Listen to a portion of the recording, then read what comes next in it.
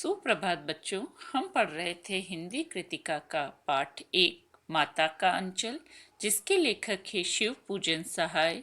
इसमें लेखक अर्थात भोलानाथ ने अपने बचपन के मित्रों के साथ की गई शरारतों और अपने माता पिता के दुलार का बड़ा ही सुंदर चित्रण किया है। इसी संदर्भ को आगे बढ़ाते हैं हम। लेखक अपने बचपन की शरारतों का वर्णन करते हुए बताते हैं कि अगर किसी दूल्हे के आगे आगे जाती हुई पालकी देख लेते तब खूब जोर से चिल्लाने लगते थे, रहरी में रहरी पुरान रहरी, डोला के कन्या हमार महरी। इसी बात पर एक बूढ़े वर ने हम लोगों को बड़ी दूर तक खदेड़कर ढेलों से मारा था। उसकी सूरत हमें आज तक याद है। आगे लेखक बताते हैं कि आम की फसल के समय कभी कभी खूब आंधी आती थी। आंधी समाप्त हो जाने पर बच्चे बाग की ओर दौड़ पड़ते और चुन चुन कर आम खाते थे। एक दिन आंधी आने पर आकाश काले बादलों से ढक गया। मेघ गरजने लगे, बिजली कौंधने लगी। बरखा बंद होते ही बाग में बहुत से बिच्छू नजर आए। बच्चे डरकर भाग चले। बच्चों में बेजू बड़ा ही ढीठ था। बीच में मुसन तिवारी मिल गए। बेजू उन्हें देखकर चिढ़ाते हुए बोला, बुढ़वा बेईमान मांगे करेला का चोखा। शेष बच्चों ने भी बेजू के सुर में सिर मिलाकर यही चिल्लाना शुरू कर दिया। तिवारी जी ने पाठशाला जाकर वहां से बेजू और भोलानाथ को पकड़ लाने के लिए 4 लड़कों को भेजा। बेजू तो 9-2-11 हो गया और भोलानाथ पकड़ा गया, जिसकी गुरुजी ने खूब खबर ली। बाबूजी ने जब यह हाल सुना तो पाठशाला में आकर भोलानाथ को गोद में लेकर उठाकर पुचकारा। वह गुरुजी की खुशामद करके भोलानाथ को अपने साथ घर ले चले। रास्ते में भोलानाथ को साथी लड़कों का झुंड मिल गया।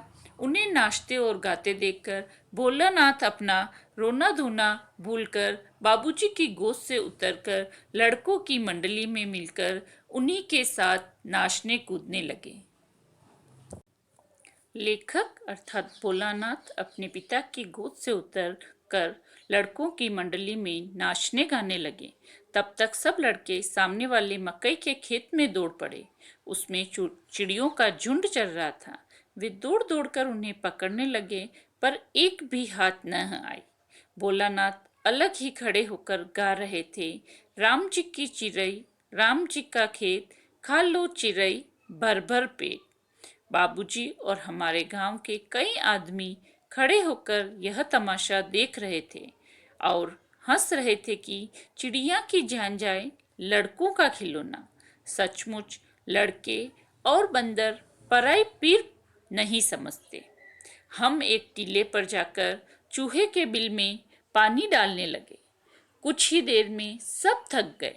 तब तक बिल में से एक सांप निकल आया, जिसे देखकर रोते चिल्लाते सब बेतहाशा भागे। कोई उल्टा गिरा, किसी का सिर फूटा, किसी के दांत टूटे। भोलानाथ की भी सारी देह लहूलुहान हो गई। पैरों के तलवे कांटों से छलनी हो गए। वह दौड़े हुए आए और घर में घुस गए। उस समय बाबूजी बैठक के ओसारे यानी बरामदे में हुक्का गुड़गुड़ा रहे थे।